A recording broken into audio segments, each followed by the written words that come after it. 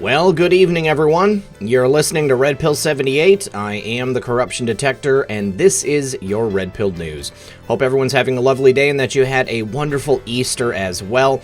I've got some really interesting things to go over today. First of all, we're going to be looking at a post on Twitter from my friend Enoch. He's broken down what seem to be some very interesting coincidences with President Trump's tweets and the timing, which point us to some very specific posts. Then we're going to be looking at an article from the Gateway Pundit. I want to remind everyone that on 4/10/20, we got our first confirmation from John Solomon that John Durham has subpoenaed and called in witnesses before a D.C. grand jury. I would consider that quite the boom.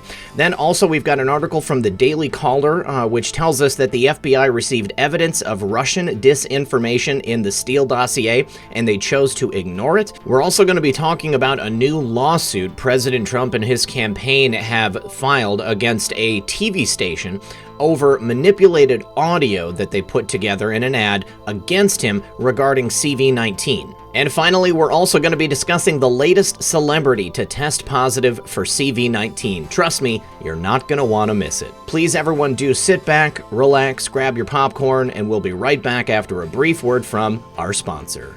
With everybody working from home now, VPN security is a must-have. Security warnings were just published by the Department of Homeland Security's Cybersecurity and Infrastructure Security Agency. They put this out for companies and IT staffers, telling them to set up systems to enable security against outside threats and to capture metrics using VPN services. Today, with more and more hackers and identity thieves on the prowl, if you don't have a VPN, this is the time to get one. And Virtual Shield has the easiest and fastest VPN on the market. Plus, they're offering a 30-day free trial that is 100% free. Let me show you guys how easy it is. Alright, so here we are. We'll go to what is my IP. You can see it's right there. Now, when I connect to Virtual Shield, that will mask my actual location, and it now shows that I am here in Chicago, Illinois, and my location is secure. Now, due to the recent situation with CV-19, Virtual Shield wants to extend a Customer Appreciation Month to all of my listeners. They're offering 50% off all VPN plans and all premium add-ons, including Protection Plus, Residential Access, and VIP Performance plans for as low as a cup of coffee. You can sign up today at virtualshield.com/redpill78, get the free trial, and see what all the hype is about. You've got nothing to lose, and when you support my sponsors, you support this channel. Alright guys, thanks for sticking around. First of all, today we're going to be talking about what happened on 4/10/20. First of all, I have a tweet here from my friend Enoch on Twitter. Now he said, our favorite Anon posted on 4/9/20, and he said FISA indictments equals start. Well, President Trump did 17 retweets, followed by a tweet at 45 minutes past midnight, which was the start of his tweeting on 4/10/20, which points us to post number 1745, where FISA equals start was the message. Now, our favorite Anon posts after Trump's retweet on 4/10/20, FISA indictments equals start. Public justice. Coincidence? I think not. Let's go ahead and take a look at this. You can see post 1745 right here. FISA start is exactly how that post began. Now we have 1 through 17 retweets that President Trump did, and then at 45 minutes past the hour, 12:45 a.m., he retweeted Aaron Perrine right here. And that's a tweet at 45 minutes past the hour. So 1745, we put it together, we get post 1745. And then here is the post from 4/9/20, which said FISA indictments equal start. This is before the RTs. And then on 4/10, after President Trump did the 1745 point, it says FISA indictments equal start, public justice. And then at the bottom it says, if you look, you can see. All you need do is look. All right, now continuing on a little bit lower in this thread, he just spells it out for us. 17 is our favorite Anon. 45 is President Trump. Our favorite Anon posts about FISA being the start. Then Trump verifies that message by putting together 17 and 45. That gives us post 1745 about FISA being the start.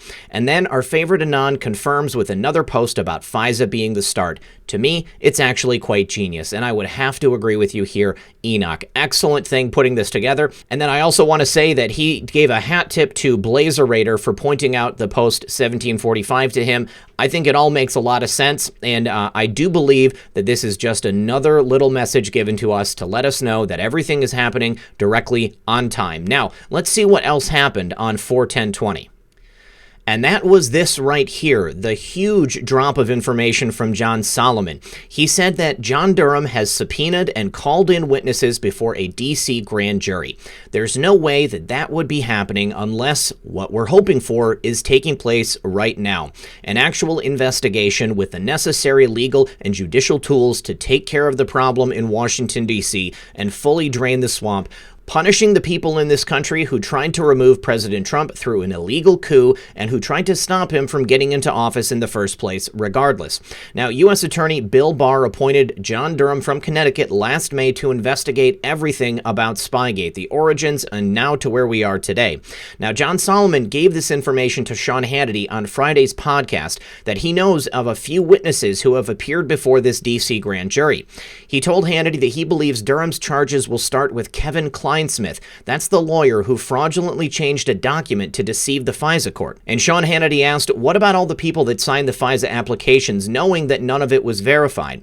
Well, John Solomon says he doesn't believe Comey, McCabe, Rosenstein, Yates, and the others will be prosecuted for signing the FISA applications. However, they still may not be in the clear. There was plenty of other crimes that they committed. Now, Solomon did say that Durham is focusing on false testimonies based on the grand jury subpoenas. It's possible that some people who gave false representations to Congress could get prosecuted for those false representations. We know that Congress has a long and storied history of going after people surrounding President Trump in his orbit who gave what they titled misleading testimony, people like Roger Stone. Let's go ahead and take a listen to the audio. I want you guys to hear it yourself. And before I do, I want to say that the tweet that's embedded here and the way that I found out about this initially was my good friend Methods. Let's listen. Received subpoenas. I know of some witnesses that have appeared before the grand jury. And again, I think it's very foundational. They're building a very, as the Attorney General said, it takes time, right? They're building. Where is this taking place, in D.C. or in the Boston area? D.C. is my understanding. Yep. Okay. At least the grand jury subpoenas that I've heard from people were in the D.C. area. But there could be multiple places where this is going on. But the one I'm most familiar with were some grand jury subpoenas that came out of the D.C. area. They've got to build this case methodically, and, they have a good starting point. We know there was a crime clearly identified in the IG's report. A FBI lawyer changed the document to deceive the court. They literally fraudulently changed the document to deceive the court. That's a crime. I believe they will start there, and then they will wind back. Why did that person do that? And who else was involved, and who instructed that, and what other intentional acts did we learn about that occurred in the same manner? What about all the people that signed the FISA applications knowing that the top of a FISA application says verified and none of it was verified? What about the people who put their signature on it like James Comey? And Andrew McCabe and Rod Rosenstein. Every time you played that Rod Rosenstein clip on your show, you're reminded, we did this right, we did this right. Those guys lied to us when they said that they did nothing right. Nothing about this was right. And last week, what did we learn? 29 FISAs reviewed, all of them wrong. The FBI has not been following the law for a long time on this, and there has to be a reckoning. I don't believe that those people will be prosecuted for signing the documents. Now, there may be other questions, right? False testimony is an area that I believe Durham has been focusing on based on the grand jury subpoenas and questions that I've heard. It's possible that some of the people who gave false representations to Congress could get prosecuted for those false representations. So that's an area I'd keep an eye on. What about guys? All right, so there you have it. John Solomon clarifying exactly what's taking place with these investigations. Now, I want everybody to know that this is only the portion of the investigation that Solomon has received information on. This entire thing has been very tight-lipped in Washington, D.C. There have been no leaks coming out of the Durham investigation. Now, Just because these people signed this document saying that it was verified doesn't mean that they're necessarily going to pay for that particular crime. Who knows? They could argue that Kevin Kleinsmith told them it was verified and the information contained therein was good. Now, what's most likely is that by the end of this investigation, they must have known that this was a total lie. But yet they went to Congress and they testified that everything was above board, on the up and up. And as John Solomon said, the investigation by the IG into all of those FISA applications showing that the FBI was not following the law, that is a huge miscarriage of justice right there, and it calls into question every investigation done by the FBI and certainly every FISA application that was ever filled out. If you take all of those things cumulatively and put them together, these people have a lot to answer for and they will pay. Now, I just want to say, FISA was the start of this fraud. FISA indictments will be the start of the public awakening. Now, another bit of incredible information we received on Friday, 4/10/20, was the declassified notes from the IG report on this investigation. And what they showed was that the FBI received evidence of Russian disinformation within that Steele dossier. Now, what happened was the FBI received information that Russian disinfo was polluted all throughout that Steele dossier. And this information was declassified on Friday by the Justice Department from the Inspector General's report on the FBI's surveillance of the Trump campaign. Now, FBI officials involved in the investigation were apparently concerned as far back as 2015 because of Christopher Steele and his relationship with Russian oligarchs, but those were never shared with the FBI team that led the investigation into President Trump. Now, despite all of the red flags, the FBI continued to rely on Steele's information and to obtain applications for warrants based upon the information contained in that dossier. Carter Page was the victim of the FBI's lack of candor, if you will, regarding the veracity of that Steele dossier. Now, these disclosures were made this Friday after repeated requests from Senator Chuck Grassley and Ron Johnson to disclose those 4 redacted footnotes in the IG report. From a statement by Grassley and Johnson, it's ironic that the Russian collusion narrative was fatally flawed because of Russian disinformation. These footnotes confirm that there was a direct Russian disinfo campaign in 2016, and there were ties between Russian intelligence and a presidential campaign. That would be the Clinton campaign, not President Trump's. Now, what's even more astonishing is that the senators say they expect a fuller declassification of the footnotes over the next couple of days. We haven't seen anything additional yet, but the information that we received on 4/10/20 was another gigantic boom. And for people who are saying that nothing has happened, I urge you to take a look at these first couple of stories because the information continues to drip, drip, drip out, and people are starting to listen. People who for years thought that President Trump was owned and operated by the Russians are now finding that actually the opposite is true. Hillary Clinton and the people she hired in her campaign are the ones who were actually in league with Russian agents. Kind of ironic. Next, we have a tweet from President Trump. He put this out yesterday on Easter. He said, "I am working hard to expose the corruption and dishonesty in the lamestream media. That part is easy. The hard part is why." Now, not hard for those of us who have been paying attention. We all are very aware of Operation Mockingbird, the campaign by the clowns in America to insert agents into the many, many mainstream media news organizations to plant stories and also to control the narrative of what's happening here in the United States and even abroad. And then also to create a favorable impression of who the clowns in America really are. Well, I think this tweet ties in to this new lawsuit that was just announced by President Trump and his campaign. And with this new lawsuit, President Trump and his campaign have sued a TV station over use of manipulated audio in an ad that references CV-19. Now, the ad in question was cut by a super PAC called Priorities USA, which the complaint filed by the campaign identifies as far left. Now, it says directly in the lawsuit, the advertisement entitled Exponential Threat does not just contain false and defamatory statements about President Trump, it is far more insidious and ultimately far far more dangerous, the complaint says. Now, the defendant named is Wisconsin-based WJFW-NBC, and it says in the lawsuit the advertisement was produced through the use of digital technology by taking audio clips from Trump campaign events and piecing those clips together to manufacture a blatantly false statement that was never said by President Trump. And that statement is the CV-19, this is their new hoax.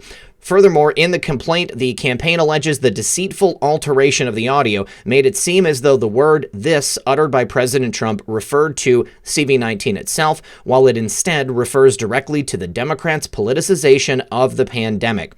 Now, here we go once again, mainstream media attempting to use President Trump and twist his words to use them against him. However, it's a good thing that President Trump and his campaign are paying attention, because they saw this and they immediately jumped on the fact that they used this manipulated audio to try to smear him and to make a narrative that simply does not exist. Now, one has to ask, who exactly is behind this super PAC that's putting out this fake information, and why was this television station so eager to broadcast it? Does it have anything to do with Project Mockingbird, or does it have anything to do with President Trump's efforts to disassemble the lamestream media and give us, for once in our lifetime, honest reporting? That's why I am here. That's why I am bringing you this information. And that is why I support the agenda of the president and everything that he and the team are doing to bring us back to a free and just society. Thank you very much, President Trump. And we've got one more story. And just wanted to let you guys know that George Stephanopoulos is the latest celebrity to test positive for the sickness, and he announced it on Good Morning America. Now, he says he hasn't had a fever. He's had absolutely no symptoms. His wife, Allie Wentworth, tested positive at the beginning of the month. She, however, did have some symptoms, but I just wanted to show you guys how prevalent this is, because I think it's been around for a long time, and I think that the fact that they're making this deal out of it right now is just pointing to the fact that they want to use something to try to destroy President Trump, his legacy, and get him out of office come November. Now, we have a report coming out of Chicago with some interesting information about people getting tested.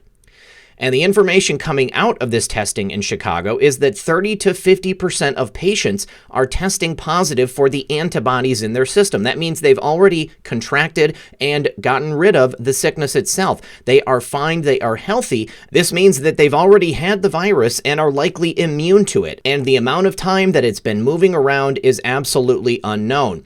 Now, there's a story that my mom brought to my attention which ties into this that I wanted to go and show you guys as well. A Democratic lawmaker from Michigan has praised President Trump, saying that it's his boosting of hydroxychloroquine that saved her life. Now, her name is Karen Whitsitt, and she did have symptoms from this. She came down with it, and within a couple of hours, she was completely fine, no longer sick after taking the medicine hydroxychloroquine. Now, she is not the only success story from this. A Fox News medical correspondent claims that hydroxychloroquine cured his 96-year-old father of the CV-19. His name is Mark Siegel, and he used this personal example when he was on the air talking about it with Tucker Carlson on Tucker Carlson Tonight. He pointed out that there have been many preliminary studies on hydroxychloroquine that show that this has a very positive effect on people who are diagnosed with CV-19. And he says if you're a doctor and you take into account the side effects here, and there are some, you may decide that it's well worth it for your particular patients. So this is just something I wanted to show you guys to let you know, A, that it's been going around a long time, B, that you most likely are probably not going to get symptoms from it, and C, if you do, there is something that will give you relief in a very short span of time. So guys, you have nothing to fear. Please, as soon as the country gets reopened, I think we need to get back to business as usual, and I think we need to begin the process of building everything back up and making anyone who suffered as a result of this shutdown whole one more time. Please, as I said on Quarantine earlier today with Methods at 2, be there for your neighbors, be there for your loved ones, anyone who is blessed in this time of suffering. Please do whatever you can to help other people around you and in your life. Well, guys, I think that's all that I have for you today. I want to thank everyone for joining me. As always, this has been Red Pill 78. I am the Corruption Detector, and this was your Red Pill News. Good luck, everyone, and God bless. Hey guys, one more thing. It's Red Pill. I just want to say thank you once again to everybody that has helped to support the channel. If you'd like to get involved, you can go ahead and check the show notes in the pinned comment and the description. There's always good information in there. I've got a couple of backup channels. I ask that you go ahead and subscribe to them because if anything does happen here, I will start publishing there. And if you want things like merchandise or anything else, there is a bunch of information that you can find right below this video. All right, guys, thank you very much, and I'll see you tomorrow.